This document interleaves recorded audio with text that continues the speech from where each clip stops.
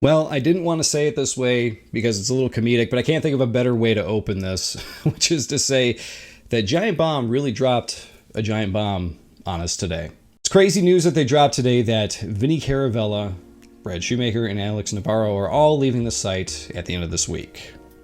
So that hit me like a ton of bricks today, guys, because I was like in the middle of my workday and I went to Twitter just to kind of see what was going on.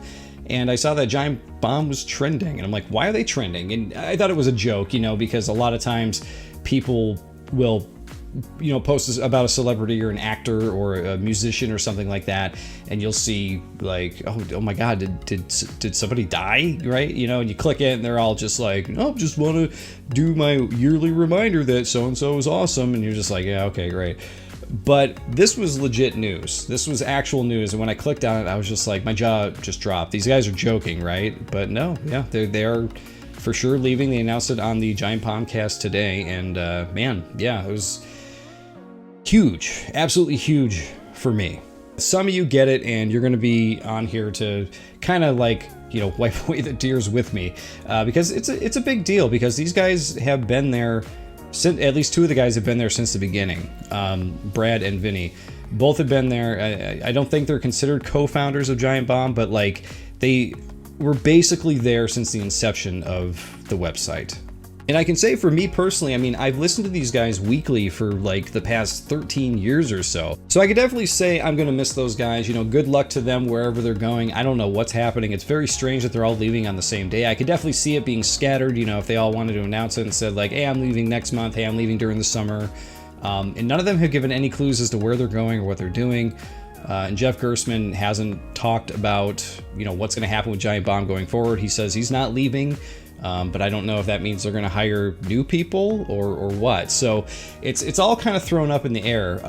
But going forward here, I do want to let you guys know, I'm going to tell a little bit of a story here, why, about why these guys and this podcast and everything is so important to me. So you got the news here up front, but I'm gonna drop a little bit of my own personal Giant Bomb on you here. So Giant Bomb is really special to me because their podcast came out at a time where I discovered podcasts.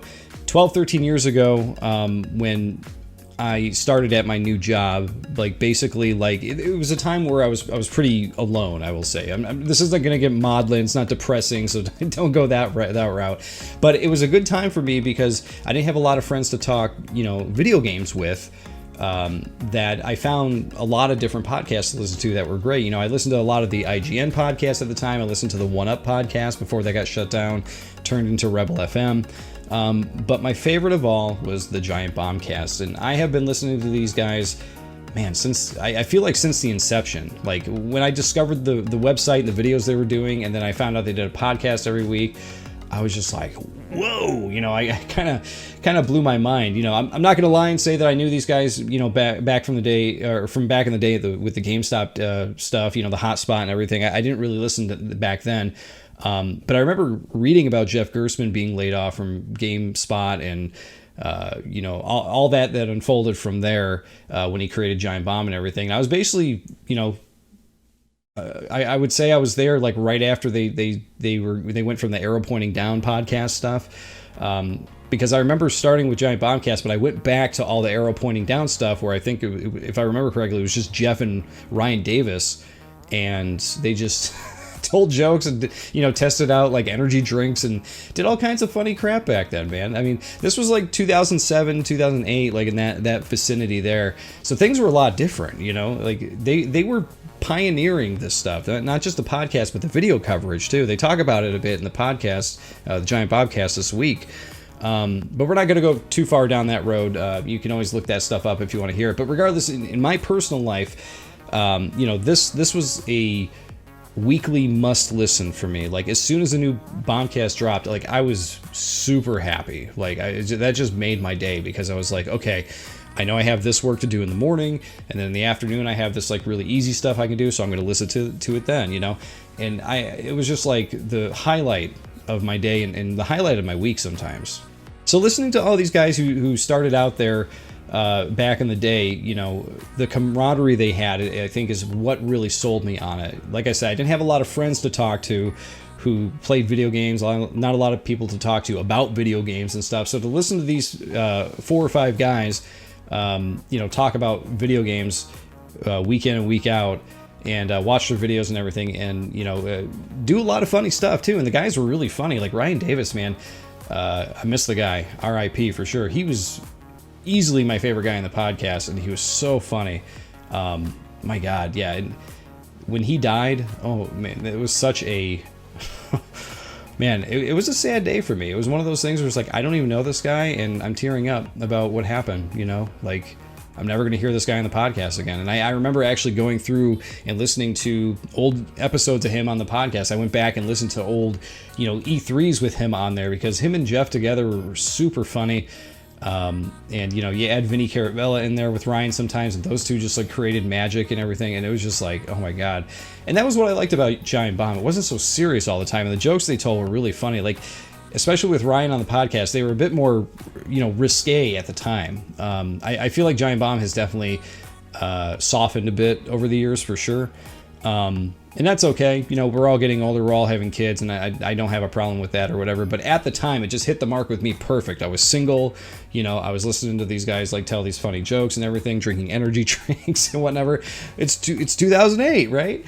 But yeah, I want to tell a funny story though about the E3 stuff, which is that I had to travel for work every now and then, and I traveled to Phoenix. When I traveled to Phoenix, there was a weekend coming up, and this is where the theme of being alone comes in, because that first weekend that I was there, nobody at this place that I was helping them, with their work or whatever, offered to hang out with me or go to lunch or go to dinner with me or get a drink or anything. They were just kind of like, so what are you doing this weekend?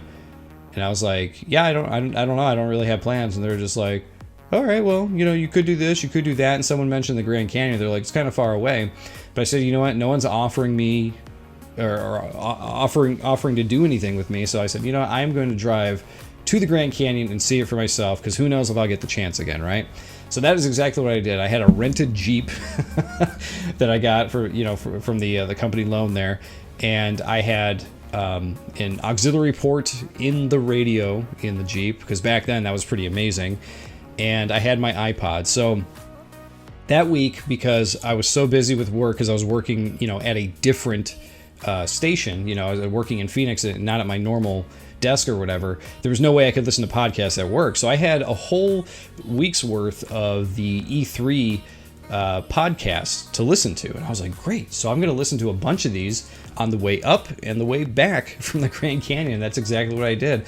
So I have an excellent memory. I don't remember what year this was. I didn't look it up, and I'm not trying to be specific or don't fact check me or anything like that. But whatever year this was, Ryan Davis was actually still around, and I just remember like laughing my ass off while also driving up through the desert and the mountains and seeing Sedona, and it was just great. It's one of those memories I'll always have of the podcast and of the time.